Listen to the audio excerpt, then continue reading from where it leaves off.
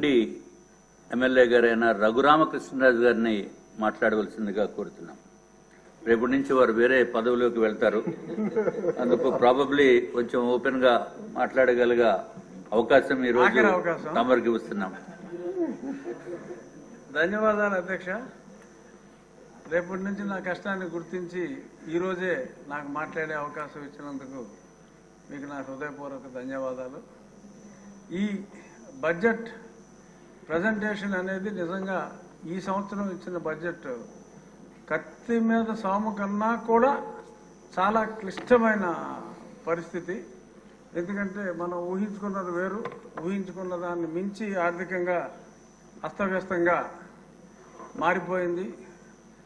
ఆ వచ్చిన తర్వాత ఆ లెక్కలు చూసి ఆర్థిక మంత్రి గారే అసలు ఆ షాక్ నుంచి బయటపడటానికి కూడా చాలా రోజులు పట్టింది. ముఖ్యమంత్రి గారు కూడా ఇంత విధ్వంసం జరిగింది అనుకోలేదని చెప్పి 3 రోజులు గతంలో ప్రజెంటేషన్ అంతా కూడా ఎంత విధ్వంసం జరిగింది అన్నది చెప్పారు. అయినప్పటికీ కూడా మరి ఇప్పుడు ఆ బడ్జెట్ రిలీజ్ చేశారంటే అది ఒక్క చంద్రబాబు నాయుడు గారి వల్లే సాధ్యం. ఎందుకంటే మనం మాట ఇచ్చాం, ఇచ్చిన మాట నిలబెట్టుకోవాలి. కొంచెం సమయం పట్టినా కూడా అన్నిటికీ కేటాయింపులు జరుపుతూ సంక్షేమాన్ని, ఎందుకంటే అభివృద్ధికి సమయం పడుతుంది. నారా లోకేష్ గారు 1,50,000 కోట్ల ప్రాజెక్టు కూడా తీసుకొచ్చారు.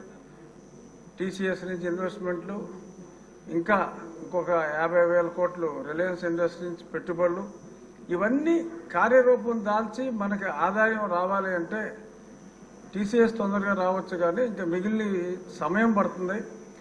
కానీ ఇక్కడ సంక్షేమాన్ని పక్కన పెట్టకుండా మరి రాబోయే రోజుల్లో వచ్చే అభివృద్ధి ఇది బ్యాలెన్స్ చేసుకుంటూ, అలాగే మరి గతంలో నేను ఢిల్లీలో కూర్చున్నప్పుడు ఎన్నో ఉత్తరాలు ఫైనాన్స్ మినిస్ట్రీకి రాసి నేను కొంచెం నన్ను నా ఊరు వెళ్లకుండా మరి గత పాలకులు కృషి చేసినందువల్ల కనీసం ఇంకో 1,00,000 కోట్ల అప్పు దొరకకుండా నేను చేయగలిగా. చాలా ఫైనాన్స్ సెక్రటరీ, ఇప్పుడు కేబినెట్ సెక్రటరీ ఆయన ఎన్నోసార్లు నేను వ్యక్తిగతంగా కలిసి ఇంత విధ్వంసం జరుగుతుంది, ఇంకా మీరు అప్పులు ఇవ్వకుండా బాగోయని చెప్పి 1,00,000 కోట్ల వరకు అప్పు రాకుండా చేయగలిగాను. కానీ వాళ్ళు సాయశక్తిలా చాలా వరకు చేశారు, దారుణమైన విధ్వంసాన్ని సృష్టించారు. ఇప్పుడు ఎమ్మెల్యేలుగా మా అందరి బాధ్యత ఏమిటంటే, ముఖ్యమంత్రి గారు, ఆర్థిక మంత్రి గారు ఎన్ని నిద్రలేని రాత్రులు గడుపుతున్నారు. వారు ప్రజలకు ఇచ్చిన మాట నిలబెట్టుకోవటానికి ఎంత కష్టపడుతున్నారు. సంక్షేమ పథకాలు అన్నీ అమలు చేయగలం, కానీ దానికి కొంత సమయం కావాలి. ప్రతిపక్ష పార్టీలు ఇక్కడికి రాకపోయినా వాళ్ళు రోజు ఇంట్లోనే ఒక సెట్టింగ్ వేసుకుని మరి మాట్లాడుతున్నట్టుగా మరి మీడియాలో చూస్తున్నాం. బురద చల్లటం చాలా ఈజీ, కానీ మరి ఇప్పుడు మాట ఇచ్చిన తర్వాత అమలు ఖచ్చితంగా అవుతుంది. కానీ పరిస్థితిని మా ఎమ్మెల్యేలందరూ కూడా నియోజకవర్గ ప్రజలందరికీ తెలియచేయాలి. ఒకదాని తర్వాత ఒకటి, ఒకదాని తర్వాత అన్నదాత సుఖీభావ కానీ ఇంకా మహిళా నిధి, ఇవన్నీ కూడా జరుగుతాయి. ఒకే 6 నెలల్లో అభివృద్ధి కొంచెం పట్టాలు ఎక్కించి స్టెప్ బై స్టెప్ అన్నవన్నీ చేస్తాము అన్న మెసేజ్ని ప్రజలందరికీ మా శాసనసభ్యులు ఖచ్చితంగా తెలియచేయాలి. ప్రజలు అర్థం చేసుకుంటారు. ఎందుకంటే ఇప్పుడు మనం ఎఫ్ఆర్బిఎం చట్టం అనేది 2003లో వచ్చింది. ఎఫ్ఆర్బిఎం చట్టం వచ్చినప్పుడు దాని ముఖ్యోద్దేశం ఏంటంటే మన రెవెన్యూ డెఫిసిట్ 0 ఉండాలి, ఫిస్కల్ డెఫిసిట్ 3%ని, గ్రాస్ ఫిస్కల్ డెఫిసిట్ 3% దాటకూడదు అనే స్పష్టమైన ఒక ఉద్దేశంతో 2018 కల్లా 0 రెవెన్యూ డెఫిసిట్ ఉండాలంటే అప్పట్లో మనకి చంద్రబాబు నాయుడు గారు గతంలో ముఖ్యమంత్రి చేసినప్పుడు సంక్షేమ పథకాలు ఉన్నా ఆ తర్వాత కూడా కొన్ని సంవత్సరాలు మనకి రెవెన్యూ డెఫిసిట్ లేకుండానే ఉన్నాం. కానీ రాను రాను అలా తగ్గించాలరా బాబు, పైనుంచి 0 అంటే కింద నుంచి పైకి వెళ్లాల్సిన పరిస్థితి మనకొచ్చింది. ఉత్తరప్రదేశ్ లాంటి రాష్ట్రం వాళ్ళు ఎక్కడో ఉన్నవాళ్ళు ఇప్పుడే లోకేష్ గారు కూడా చూశారు, సుమారు 70,000 కోట్లు సర్ప్లస్ రెవెన్యూలో ఉత్తరప్రదేశ్, అరౌండ్ 40,000 కోట్లు సర్ప్లస్ బడ్జెట్లో ఒరిస్సా ఉంది. అందరూ ఆంధ్ర రాష్ట్రాన్ని చూసి అప్పుడు చంద్రబాబు నాయుడు గారు ముఖ్యమంత్రిగా ఉన్నప్పుడు ముక్కు నేలేసుకునేవారు.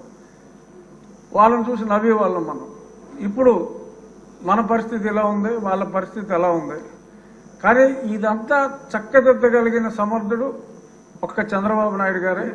కానీ వారికి మనం అందరం కూడా, ఎమ్మెల్యేలు అందరూ కూడా అండగా ఉండి ఈ కష్టాన్ని ప్రజలందరికీ కూడా తెలియజేసి రాబోయే రోజుల్లో తిరిగి ఉత్తరప్రదేశ్ని, అంటే ఉత్తరప్రదేశ్లో సంక్షేమం తక్కువ, మనం సంక్షేమం చేసినా కూడా అభివృద్ధి పదంలో నడిపించగలిగిన నాయకుడు మనకున్నాడు. కానీ సమయం పడుతుంది. రాబోయే రోజుల్లో ఒరిస్సాను మించి, ఉత్తరప్రదేశ్ని మించి ఎఫ్ఆర్బిఎం దేనికైతే ఉద్దేశించారో అవన్నీ కూడా లిమిట్స్లో ఉండేలాగా చంద్రబాబు నాయుడు గారి నాయకత్వంలో మనం అందరం ఈ 5 ఏళ్లు గడిచేటప్పటికి సర్ప్లస్కి వెళ్లే విధంగా నడిపిస్తారు.